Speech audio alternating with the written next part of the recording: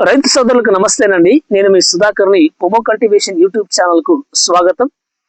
ఇంకా ఎవరైనా దానిమ్మ మిత్రులు పొమో కల్టివేషన్ యూట్యూబ్ ఛానల్ ని ఇంకా ఎవరైనా సబ్స్క్రైబ్ చేసుకోకుంటే ప్రతి ఒక్కరూ సబ్స్క్రైబ్ చేసుకోండి. మీకు తెలిసిన ప్రతి దానిమ్మ రైతుకు కూడా మన ఛానల్ ని సబ్స్క్రైబ్ చేసుకోమని సలహా ఇవ్వండి, ప్రోత్సహించండి. మన యూట్యూబ్ ఛానల్ కి మీరు ఇవ్వాల్సిన సహకారం ఖచ్చితంగా ఇవ్వమని ప్రతి ఒక్క దానిమ్మ రైతుకి నేను అడుగుతున్నాను. Thank you. మరి సబ్జెక్ట్ లోకి వెళ్తే, రెస్ట్ పీరియడ్ లో వాటర్ మేనేజ్మెంట్ అనేది ఏ విధంగా ఉండాలి, రెస్ట్ పీరియడ్ లో వాటర్ మేనేజ్మెంట్ అనేది ఏ విధంగా చేసుకుంటే మనకు ఉపయోగం ఉంటుంది అనేది, ఎలా చేసుకుంటే మనకు ఉపయోగం ఉంటుంది అనే విషయాన్ని చాలా క్లారిటీగా చెప్పడానికి నేను ప్రయత్నం చేస్తానండి. అయితే ప్రతి దానిమ్మ రైతు కూడా ఈ వీడియోని స్టార్టింగ్ నుంచి ఎండింగ్ వరకు ఎక్కడ స్కిప్ కావద్దండి. ప్రతి సెకండ్ కూడా వాల్యుబులే, ప్రతి పాయింట్ కూడా చాలా ఇంపార్టెంటే. కాబట్టి ఎక్కడ స్కిప్ కాకుండా స్టార్టింగ్ నుంచి ఎండింగ్ వరకు వీడియోని పూర్తిగా చూసి నేను చెప్పే ప్రతి విషయాన్ని మీరు నేర్చుకొని మీ టోటల్ దాన్ని ఇంప్లిమెంట్ చేయాలని మనస్ఫూర్తిగా కోరుకుంటూ, మరి ఒక ప్రాముఖ్యమైన 5 విషయాలు చెప్పడానికి నేను ప్రయత్నం చేస్తాను.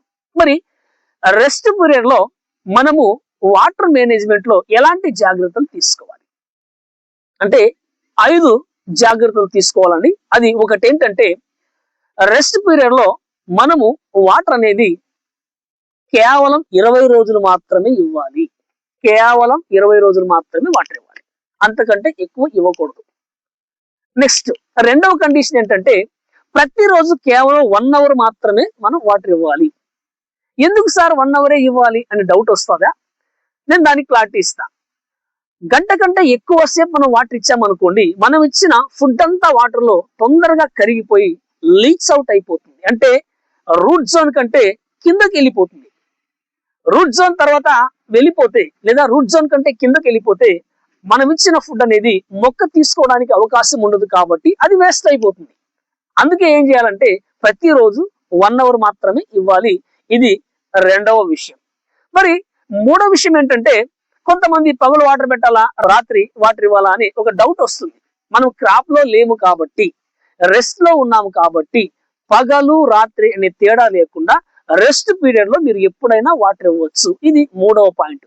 ఇక నాలుగో పాయింట్ ఏంటంటే, వాటర్ యొక్క pH వాల్యూస్ ఎలా ఉన్నాయి, వాటర్ యొక్క pH వాల్యూ అనేది ఎలా ఉంది మన తోటలో అనేది మీరు గమనించి పరిశీలించి, ఒకవేళ pH అనేది అప్ అండ్ డౌన్ గా ఉంటే, pH వాల్యూస్ అనేది మన వాటర్ లో ఉన్న pH వాల్యూస్ అనేవి అప్ అండ్ డౌన్ ఉంటే ఖచ్చితంగా ఏం చేయాలి అంటే, pH ని కంట్రోల్ చేయడానికి pH బ్యాలెన్సర్లు మార్కెట్ లో చాలా ఉన్నాయి.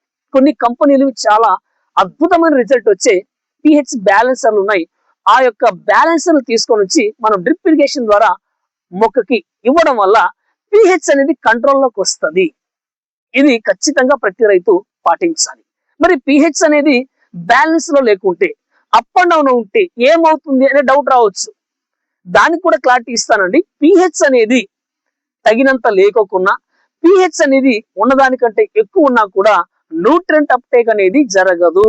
అంటే మొక్కలో న్యూట్రియంట్ అప్టేక్ అనేది సరిగా జరగనప్పుడు మొక్కలో స్టోరేజ్ అనేది పెరగదు. మొక్కలో స్టోరేజ్ అనేది పెరగకుంటే ఖచ్చితంగా మనం ఎక్స్పెక్ట్ చేసిన రిజల్ట్ రాదు. కాబట్టి ప్రతి రైతు ఏం చేయాలంటే, ఇక్కడ జాగ్రత్త పడి మీ భూమిలో, మీ బోర్లో ఉన్న వాటర్ యొక్క pH వాల్యూ ఖచ్చితంగా మీరు టెస్ట్ చేయించుకోండి.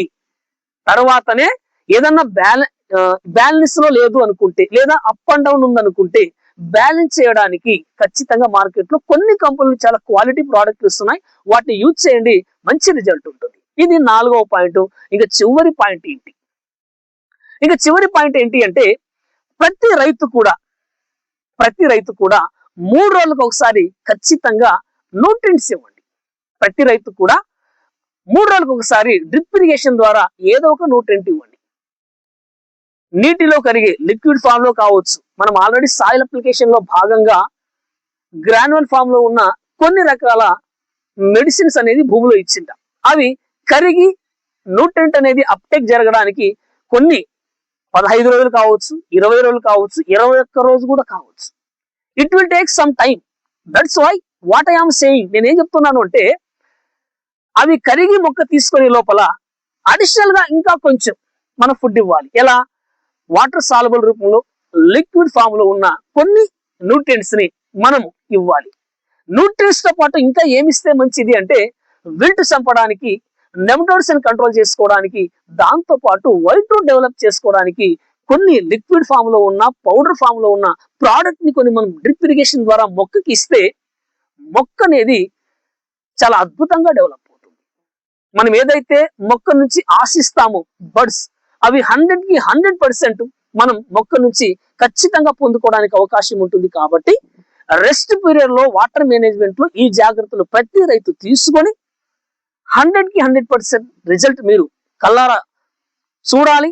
ఆ పంటను అద్భుతంగా అనుభవించాలని, ప్రతి రైతు కూడా దానిమ్మలో సక్సెస్ కావాలని కోరుకుంటూ సెలవు తీసుకుంటున్నాను. నమస్తే, థ్యాంక్ యూ.